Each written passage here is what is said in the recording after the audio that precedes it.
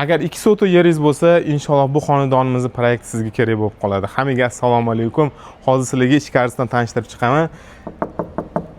Assalomu alaykum Akmal aka. Qarang. Ichkariga marhamat. Bu proyektni hamma sevib qoladi. Ichkari qismi vobshe chiroyli. Videoni oxirigacha ko'rsanglar, ketkazgan vaqtingizga achim eslamaslarga va'da beraman. Feruza va'da berdi, значит, bu degani oxirigacha ko'rish kerak, chunki Feruza hech qachon aldamagan. Tak, kirib-o'rishdagi qismi ozgincha kichkinagina yashil zonalar qilib qo'yishgan ekan.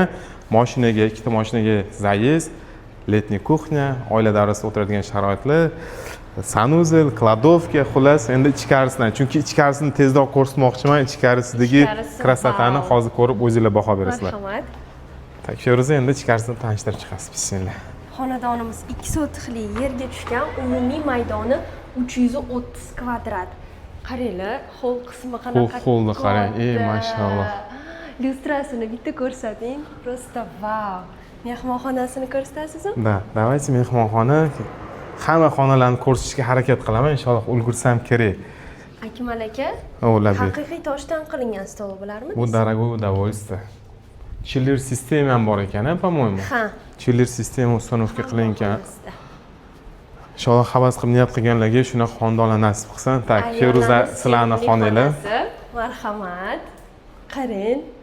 To'liq mebel texnika bilan jihozlangan stoleshnichalari haqiqiy toshdan qilingan. Shunaqa chiroyli astrovokchasi ham bor ekan. Marhamat, boshqa xonalar. Birinchi etajda ota-onalar uchun spalni o'zini shaxsiy sanuzeli bilan bu juda kerakli narsa.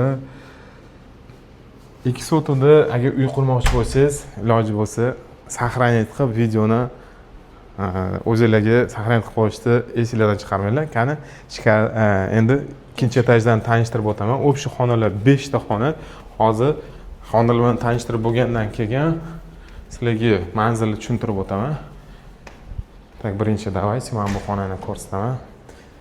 Yosh oila uchun spalni o'zini sanuzel bilan, yana ranglarni ham zo'r tanlab qo'yishgan. Medaga urmaydigan juda yoqimli svetlarni tanlashgan ekan. Xonadonimiz Yunusobodda joylashgan. Kstati, egzi xonalar, egzi xonadon aka-ukalar uchun ideal variant.